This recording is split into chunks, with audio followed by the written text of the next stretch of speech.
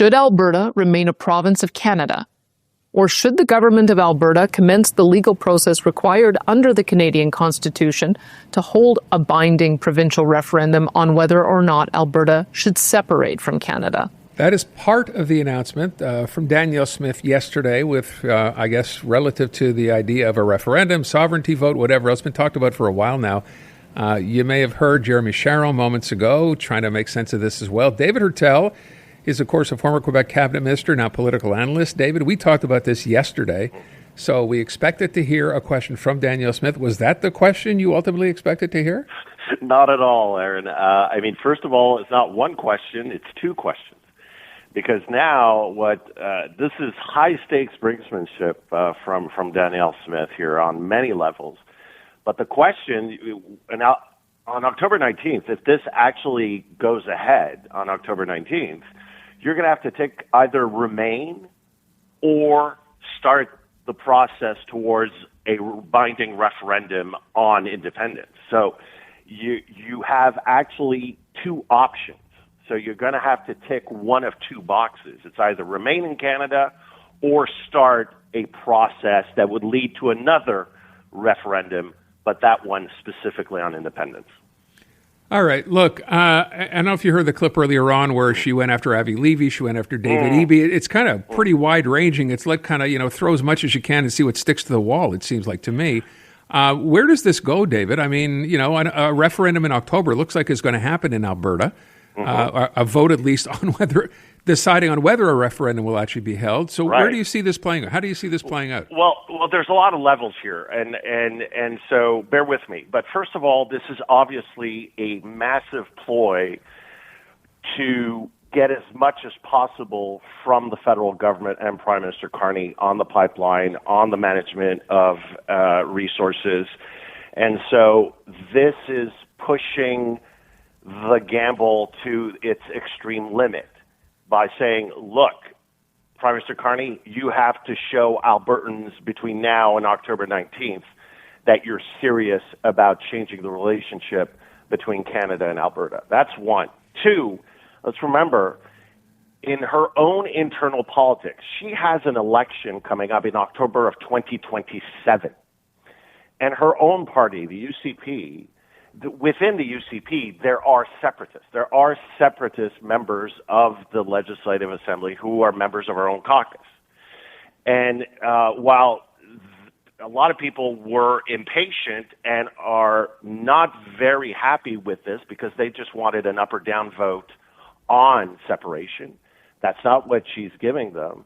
But you have to think that she felt enough pressure because, this is the type of party in Alberta, the UCP and formerly the Conservatives, they just get rid of leaders regularly. For the last 20, 30 years, that's what they do. And so you have to think that this was about also trying to appease that part of her own caucus. The other big element here, and I got to say it as a lawyer myself, let's remember, there's a court decision that's saying no, you shouldn't go ahead, and she said it in her press conference. She said it again. She said, "Look, I'm not going to let a judge stand in the way of having the people having their say." Well, hold on. We live in a system that respects the rule of law, and there is Section 35 of the Canadian Charter of Rights and Freedoms, and the Supreme Court of Canada said very clearly that there is an obligation to consult First Nations in questions that affect them directly. And First Nations, trust me, they are directly affected if Alberta declares independence or not. So you could have respected the courts and say, okay, we're going to take this to the Court of Appeals and ultimately the Supreme Court of Canada and wait for that. She just nonchalantly says, no, I'm setting that aside. That's not a small thing. The other element is the Clarity Act. You talked about this as well. The Clarity Act, will it kick in? Is the question specific enough and have enough impact on the question of separation to force Prime Minister Carney to actually enforce the Clarity Act? And so that's going to be a question that we're going to have to see. And finally, all of this is going to have direct impact here in Quebec, because we're going to see this unfurled and the complexity on the questions and everything, and all the economic uncertainty that's going to happen, that's going to obviously kick in over the next few weeks and months, is going to have direct impact here. I mean, already Quebecers don't want to see a referendum for all reasons having to do with the economy, the uncertainty, the anxiety, et cetera, et cetera. But now this will even put a bigger emphasis on, hey, this is not the time to do this. So there's a lot of different interesting angles here.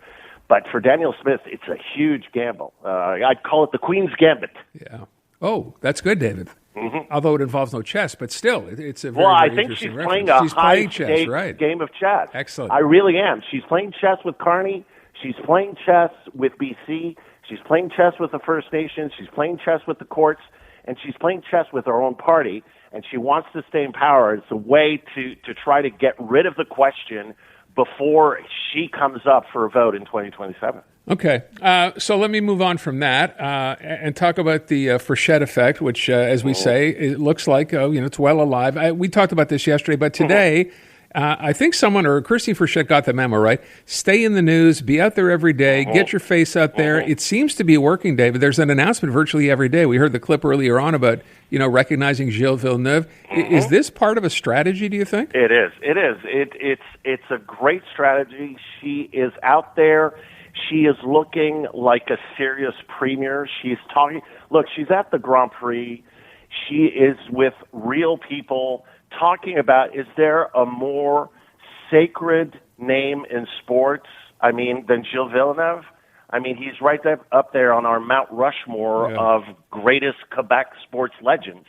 And so, so to attach herself to this, it's not like there's a special anniversary but she's right there on the ground. And again, what's really impressive, what she's doing, she's connecting with people at an emotional level and on issues that connect with Quebecers. And so while the other leaders of the other parties are not doing that at all. So yes, it's part of a strategy. Yes, it's mainly working. I would say the trip to Paris was a bit of a misstep. It didn't work out the way she wanted to.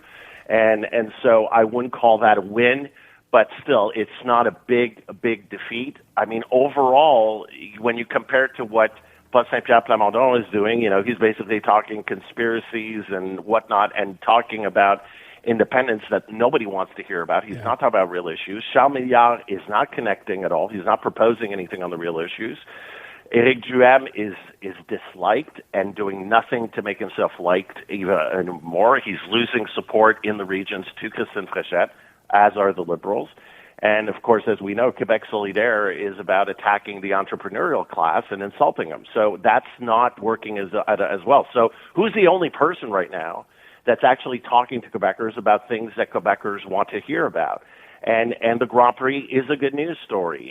It's about economic impact. It's about the government of Quebec investing. Remember, it wasn't always popular to invest in the Grand Prix. Now everybody's happy because it is economic impact. It is helping our economy, and we're proud to see what's happening this weekend. And so I think she's playing it right, and she's got a great strategy so far. We'll see how the next 3 weeks go in the National Assembly because she still has some difficult choices to make on a lot of different issues. But up until the summer, if the impression is good, it's ultimately going to be about who is best suited to stop Paul Saint-Pierre Plamondon. If you don't want a sovereignist government, if you don't want all this mess about referendums and questions and this, that, and the other thing, the uncertainty, well, you know that a divided vote is going to help the PQ. So does that mean, are you convinced, is she going to be able to convince Liberals, convince Conservatives, and to say, hold on a second, maybe I should take a new look at the CAQ? And so far, it's the beginning. It's all I'm saying. We're not there yet, but it's encouraging for her. I just want to touch really quickly on a side note to the Frechette story, which is Bernard Drinville having given an interview where he was asked, hey, if the campaign had lasted another week, do you think you could have won? And I think if I read the quote right, he talked about how he had to deal with some grief because she won, which again strikes me as, very much Bernard Drinville. I mean, he's kind of a big ego here. Huge. But what did you make of this? I mean, first of all, the fact that it even came up, and I'm not saying he brought it up, but he was asked about it. Well, he didn't answer the question. He moved on. The fact is, you have to say, Bernard Drinville, yes, a huge ego, as we all know. But the thing is that his dream, the reason why he came back in politics, he tried to become leader of the PQ way back when. Now he tried this time around. It's his sole ambition to one day become Premier of Quebec. So, yes, it does hurt. But at the same time, I think the interview says, okay, I'm human. I wanted to win. I wanted to become Premier. But he does say in the interview that he thinks Christine Fréchette is doing a great job, and he's very happy to see the numbers starting to turn around. So he's so far a team player. He hasn't said anything off script so far, right, which is surprising to me. But so far, he's a team player. All right. David, we leave it at that. Have a great weekend. Thank you so much. I'm Luke Wilson. Join me each week for Film Never Lies. Since retiring from the NFL, I've had a lot on my mind, and now I've got my own show. So if you're tired of lazy takes, if you want honest conversations, join us each week. Film Never Lies, available on all TSN platforms and the iHeartRadio app.